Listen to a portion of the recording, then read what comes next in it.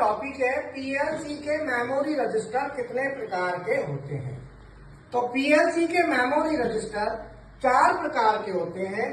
पहला होता है निब्बल, यह 4 बिट का रजिस्टर होता है। कितने बिट का? 4 बिट का।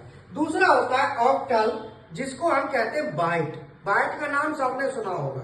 कंप्यूटर की पूरी मेमोरी बाइट में होती है और यह 8 बिट का रजिस्टर होता है, अर्थात एक बाइट में 8 बिट होते हैं। एक बाइट में कितने बिट हो गए? 8 बिट। समझ में आया? तीसरा है डेसिमल, यह 10 बिट का रजिस्टर होता है। और फोर्थ वन इज हेक्साडेसिमल, जिसको हम कहते हैं वर्ड, यह 16 बिट का रजिस्टर होता है। तो पीएलसी की जो मेमोरी है या कंप्यूटर की कोई भी मेमोरी है, तो उसमें 4 ही प्रकार के रजिस्टर होते हैं। तो ये सॉफ्टवेयर रजिस्टर होते हैं, ऐसे ही हार्डवेयर रजिस्टर होते हैं। दिखाना एक रजिस्टर, जैसे ये रजिस्टर है, ये भी एक रजिस्टर है, ये एक हार्डवेयर रजिस्टर है और ये सॉफ्टवेयर रजिस्टर है। ये रजिस्टर बनता है पेजों से और ये रजिस्टर बनते हैं बिटों से।